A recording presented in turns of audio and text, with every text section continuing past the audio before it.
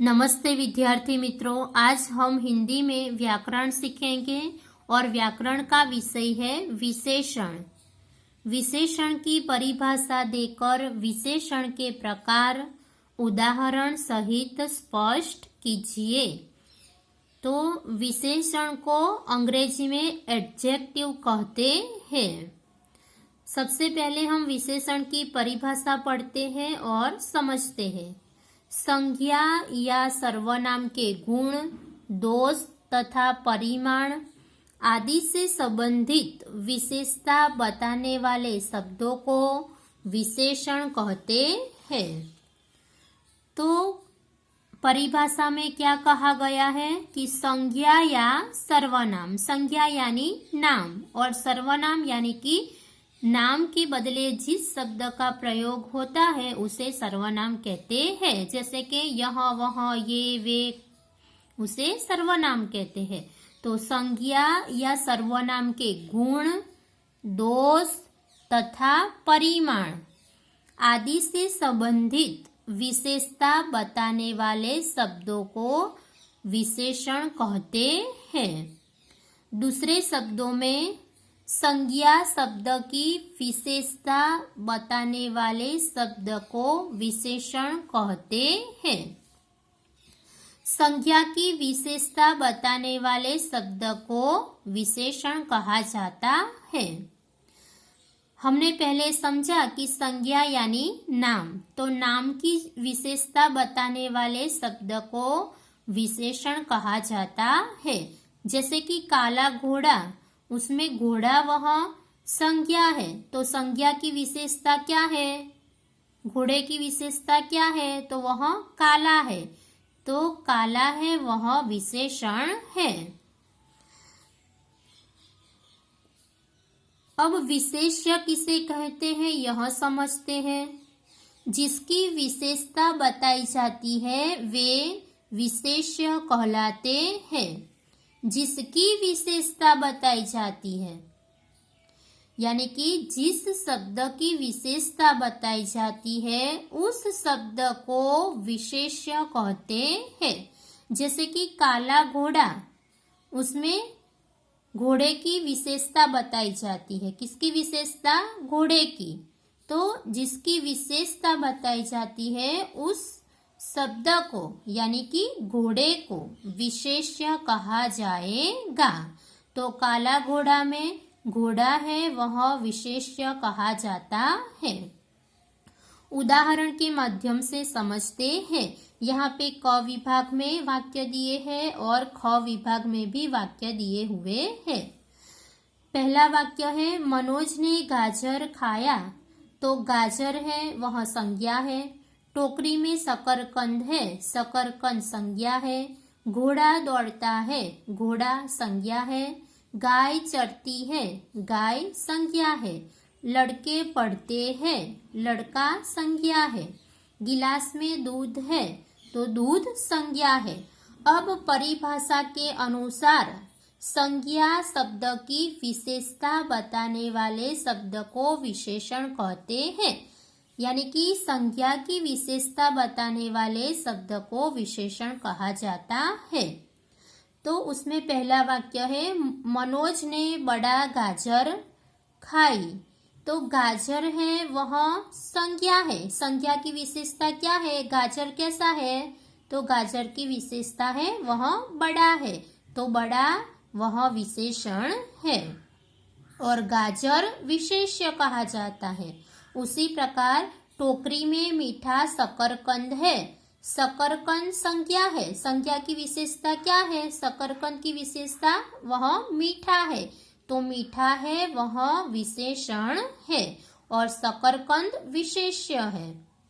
तीसरा वाक्य है काला घोड़ा दौड़ता है, तो उसमें घोड़ा है वह संज्ञा है और घोड़े की विशेषता वह काला है, तो काला है वह विशेषण है और घोड़ा विशेष्य है। उसी प्रकार चौथे वाक्य में सफेद गाय चरती है, गाय संज्ञा है और गाय की विशेषता क्या है? संज्ञा की विशेषता क्या बताई है? तो गाय सफेद रंग की है, तो सफेद विशेषण कहा जाता है। उसी प्रकार 5वें वाक्य में 3 लड़के पढ़ते हैं। लड़का वह संज्ञा है, लेकिन लड़के की विशेषता क्या है? तो लड़के 3 हैं, तो 3 वह विशेषण है। 6ठे वाक्य में गिलास में थोड़ा दूध है। दूध संज्ञा है, तो परिभाषा के अनुसार संज्ञा शब्द की विशेषता बताने वाला शब्द।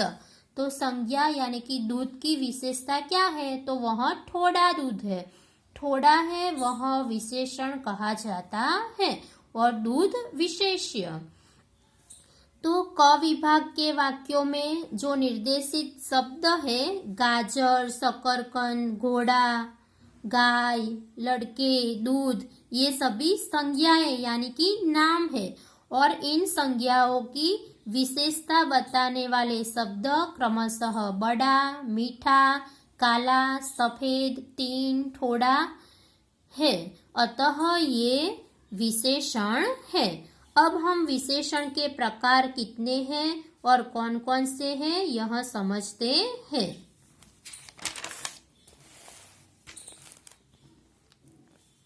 विशेषण के प्रकार में पहला प्रकार है गुणवाचक विशेषण, दूसरा प्रकार है संख्यावाचक विशेषण, तीसरा प्रकार है परिमाणवाचक विशेषण और चौथा प्रकार है सार्वनामिक विशेषण। तो सबसे पहले हम गुणवाचक विशेषण किसे कहते हैं यह समझते हैं। तो जिस शब्द से संज्ञा के गुण अर्थात रूप, रंग, दशा, स्थिति, आकार, प्रकार आदि का बोध हो उसे गुणवाचक विशेषण कहते हैं। ध्यान से सुनिए, जिस शब्द से संज्ञा के गुण अर्थात रूप, रंग, दशा, स्थिति, आकार, प्रकार, दोष आदि का बोध हो उसे गुणवाचक विशेषण कहा जाता है। उदाहरण के तौर पर लाल टोपी, तो रूप रंग बताया है, टोपी की विशेषता क्या है? तो वह लाल है। उसी प्रकार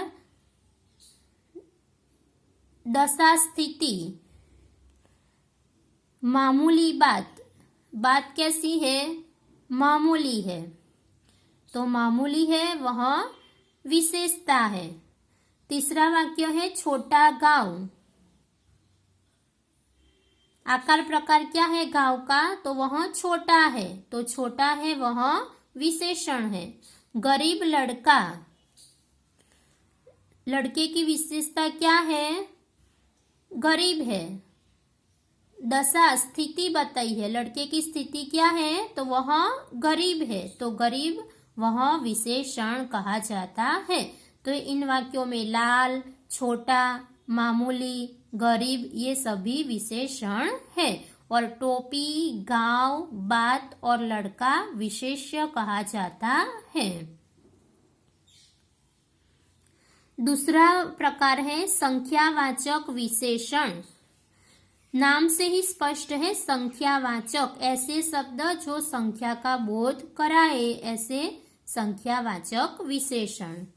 जिस शब्द से किसी वस्तु या व्यक्ति की संख्या का बोध होता है उसे संख्यावाचक विशेषण कहते हैं।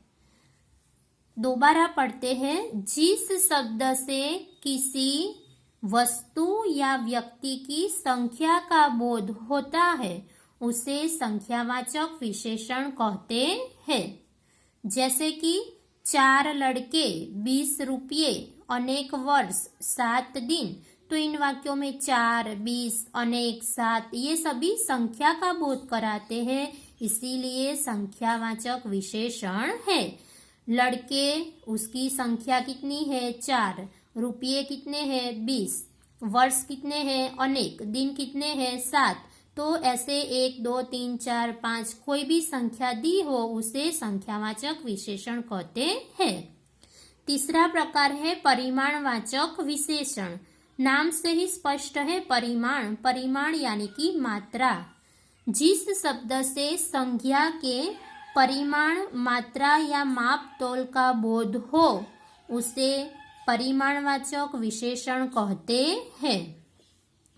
जैसे 2 मीटर कपड़ा, कपड़े की विशेषता क्या है? तो वह 2 मीटर है। 2 तो 2 है, वह मात्रा है, इसीलिए 2 विशेषण है। थोड़ी मेहनत, यहाँ मेहनत की माप और मात्रा कितनी है? थोड़ी। मेहनत कितनी की है? थोड़ी, तो थोड़ी वह विशेषण है। आधा लीटर दूध, तो दूध कितना है? आधा लीटर, तो आधा लीटर वह विशेषण है। बहुत पानी, पानी की विशेषता क्या है? वह बहुत है, तो बहुत वह परिमाणवाचक विशेषण कहा जाता है। 2, थोड़ी, आधा, बहुत, ये सभी मात्रा या माप तोल को सूचित करते हैं, इसीलिए यह परिमाणवाचक विशेषण कहा जाता है। चौथा प्रकार है सार्वनामिक विशेषण। जो सर्वनाम संज्ञा के पहले आकर विशेषण का काम करता है उसे सार्वनामिक विशेषण कहते हैं। संज्ञा के पहले आकर विशेषण का जो काम करते हैं उसे सर्वनामिक विशेषण कहते हैं। ध्यान से सुनिए, जो सर्वनाम संज्ञा के पहले आकर विशेषण का काम करते हैं उसे सार्वनामिक विशेषण कहते हैं। उदाहरण के तौर पर, कोई बात, इस शहर में, किस राह पर, तो ये कोई, इस, किस, ये सभी सर्वनाम संज्ञा के पहले आकर विशेषण का काम करते हैं, इसीलिए यह सार्वनामिक विशेषण कहे जाते हैं। तो इस प्रकार विशेषण के कुल 4 प्रकार हैं। गुणवाचक विशेषण, संख्यावाचक विशेषण, परिमाणवाचक विशेषण और चौथा है सार्वनामिक विशेषण। तो विद्यार्थी मित्रों, विशेषण किसे कहते हैं और विशेषण के प्रकार हिंदी व्याकरण की नोटबुक में लिखकर तैयार करना है। आभार।